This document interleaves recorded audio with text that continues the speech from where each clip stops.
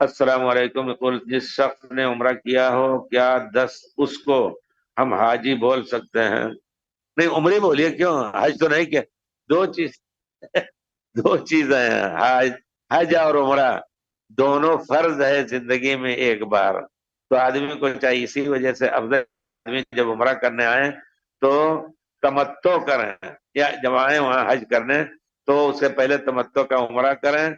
वो फर्ज अदा हुआ।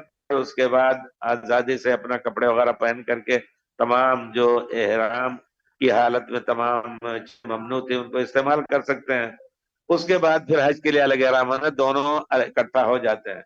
लेकिन जो शख्स सिर्फ उम्रा कह रहा है उसको हाजी कैसे कहेंगे? हज और उम्रा दो चीजें हैं।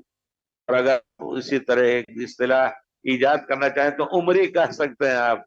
लेकिन ये हाँ, बहुत से लोग होते हैं जो हाजी कहलाने। वो हमारे शेख हिलाली बता रहे थे कि एक मरतबा यहाँ से कोई गया मगरिब में हज करके। उसका नाम कुछ था, बहरहाल सईद नाम था। तो कहता या सईद या सईद या सईद, तो बोलता ही नहीं था, वही पुकारता। आखिर में नाराज होकर के फट पड़ा। इतना कुछ खर्च करके मुसीबत बर्दाश्त करके मैंने हज किया, तो अब मैं सईद ही रह गया, क्यों नहीं कहते हो? तो ऐसे लोग हैं, बहुत से लोग चाहते हैं कि नाम हमारा चले। नहीं, अल्लाह के लिए होना चाहिए।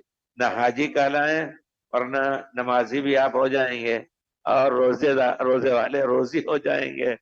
सब कुछ होगा ना, जकाती हो जाएंगे, सब कुछ देते हैं। तो ये सब तो एक अरकान है ना, तो हर एक के जरिए से आपको पुकारा जा सकता है।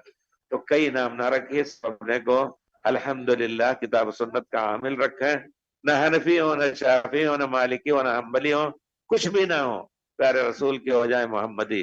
हनफी शाफी हो करके भी दीन में बहुत कुछ रखना आता है और आएगा।